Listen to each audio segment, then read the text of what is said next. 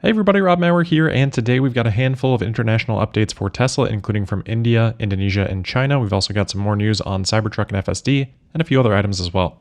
Nice day for Tesla stock today after the underperformance yesterday. Tesla finishing up 2.4% to close at $241.20, while the Nasdaq was actually down 0.6% on the day today. All right, we'll start off with an update from Bloomberg on the ongoing negotiations between Tesla and India. Of course, we've talked a lot about this over the past 6 to 12 months.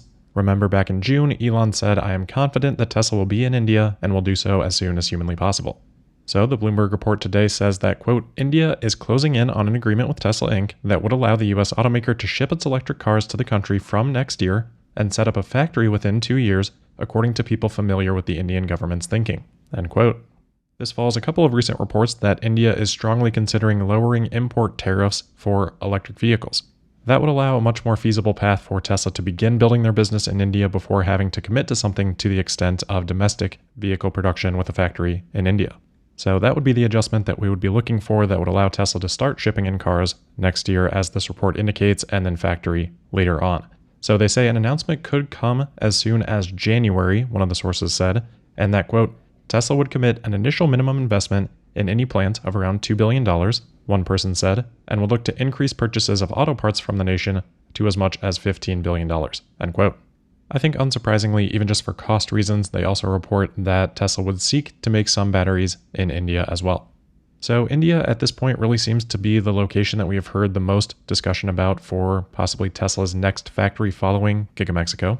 Given Tesla's recent comments about Giga Mexico, the timeline here within 2 years for a potential factory in India does seem a little bit aggressive, but the sooner the ball is rolling, the more capability Tesla will have to re-accelerate things if they need to, if the environment changes, etc. It's a lot easier to push things back than to pull them forward, so I assume that's kind of what Tesla has in mind if this report is accurate. Now, one other part of the report, they do also say that, quote, when its first locally made cars do go on sale, they could retail for as little as $20,000, some of the people said, end quote. That part of the report, I'm not putting any weight in. We have pretty consistently heard around $25,000, and that should vary region to region, but that's a pretty significant difference, especially given the recent inflation we've had.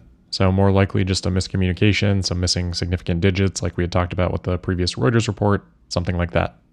Okay, moving on from India, we've also got a report on Indonesia. This is really a reiteration of a report that we've already discussed, so we don't need to spend much time on it, but the Indonesian Coordinating Ministry for Maritime and Investment Affairs has denied claims that Tesla withdrew its investment plans in Indonesia, saying that those plans have only been postponed. Quote, the investment plan is ongoing, but with the current global economic conditions, I believe Elon Musk is putting investment on hold, end quote.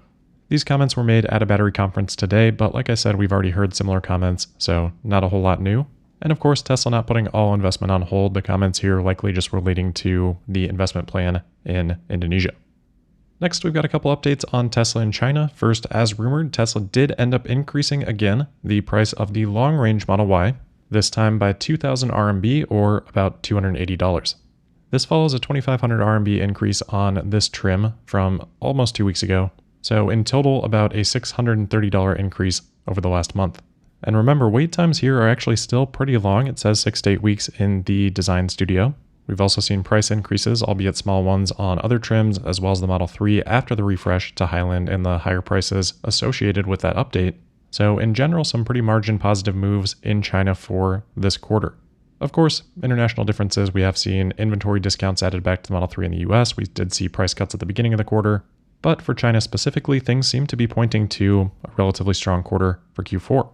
We also got new China insured vehicle numbers for the week of November 13th through the 19th, and this popped right back up to 16,300, up from 12,700 a week ago. As we can see, by a decent margin, that's the best week of Q4 so far, and one of the best weeks of the year, and that moves the quarter-to-date number through the first 7 weeks of Q4 up to about 70,000 vehicles, just over 70,000. That is actually ahead of Q1 and Q2 at this point, and only down 2.5% quarter-to-date from Q3. And of course, that is despite very few Model 3 deliveries yet with the transition to Highland. Even this week, there were only about 3,500 Model 3s in this total number. So 6 weeks to go at this point, still a very long way to go for anything approaching a record, but so far through the quarter, a lot of positive signs in China. Also relevant to China, but other countries as well, we talked yesterday about FSD being added to some owner's manuals internationally. Drive Tesla Canada today reporting that those references have now been removed. As I said yesterday, not something that rose to the level of me reading into it too much quite yet. So it doesn't really change a whole lot for me. Tesla could have just done this prematurely and they're still making those sort of preparations. Could have been a mistake, which is something that I think is less likely, or could just be completely decoupled from anything that Tesla is actually doing in terms of releases, meaning not really a sign either way. So we'll keep watching for any updates on that, but that is it for now. We've also got an update on Cybertrucks being displayed at Tesla stores. This has continued to expand. It looks like it's at least now at 4 stores, with Jose Negron spotting one at the New York City Tesla store, specifically in the meatpacking district. And again, with these display vehicles, yeah, Tesla's going to look at them closely, but fit and finish looking very good on this vehicle as well. And then Mark Chang also spotting a Cybertruck in the Buena Park store in California. I would imagine that over the next few days, we're going to see more and more of these display vehicles, so keep an eye on it, and maybe one will be in a location near you. As I have said since the very beginning of the Cybertruck 4 years ago, it does look very different, feels very different in person than photos. Some photos do an okay job of capturing it, but if you can make it out and just see it in person, definitely something I recommend, and I've heard that same sentiment now from a lot of other people. We also got some new photos of the Cybertruck. I think these first popped up on Weibo, but shared on X by YYDS here. Maybe some spoilers, but I think we've seen most visual things at this point, but really good shots of the interior of the display, the glass ceiling that should give a good feel for the openness for the back row seating, a nice shot of the front trunk, and just a couple of good photos of the exterior. All right, next up, we've got an update to a story that we've talked about before from Drive Tesla Canada. They have mentioned that there would be changes coming to idle fees in the US for superchargers. Essentially, how that worked previously is that if the supercharger was greater than 50% occupancy and if you were at the point of your charge limit, then after a warning period, you would start to accrue idle fees, which I think were around $1 a minute. But in any case, it looks like those are being updated over the coming weeks at select superchargers to instead be a congestion fee. This only applies at a 90% or above state of charge, and there is a 5-minute grace period, so really a little bit above 90%. And only when a supercharger is busy, though I don't think we have a definition for exactly what busy means yet.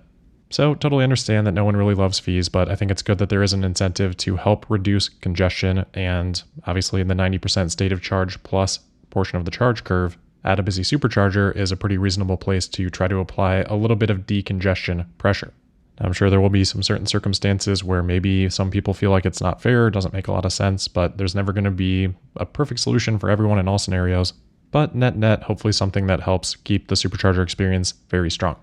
And again, this isn't really anything new, just a kind of reconfiguration of the idle fees.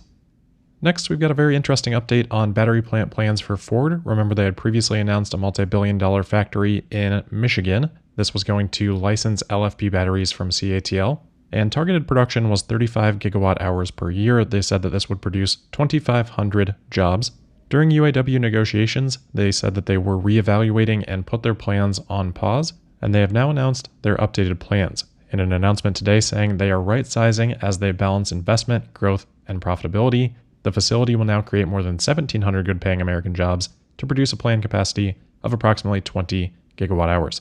So about a third fewer jobs planned, and gigawatt hour production plans cut by about 43%.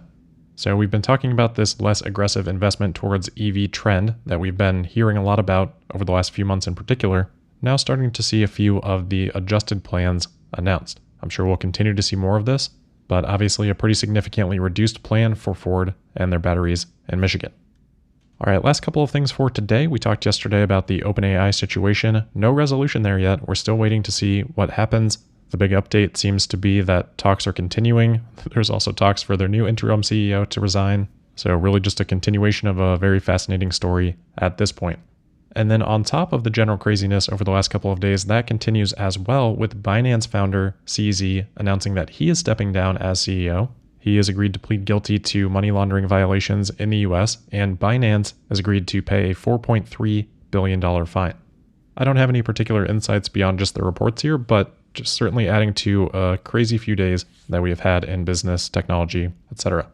And then lastly for today, as I had mentioned last week, this is a holiday week. I do have some traveling and then going to take a couple of days with family. So the next episode is actually going to be on November 27th, next Monday. And remember, the NASDAQ is closed on Thursday and also closes early on Friday. Then, of course, next week we head into the Cybertruck delivery event. Going to be a crazy week. I am going to be in Austin, so not exactly sure what the schedule will be for next week yet. but we'll go through that early next week, and certainly going to be another exciting week. That'll wrap it up for today, though, and for this week, as always, thank you for listening. Make sure you're subscribed and signed up for notifications. You can also find me on X at Tesla Podcast, and we'll see you on Monday for the November 27th episode of Tesla Daily. Thank you.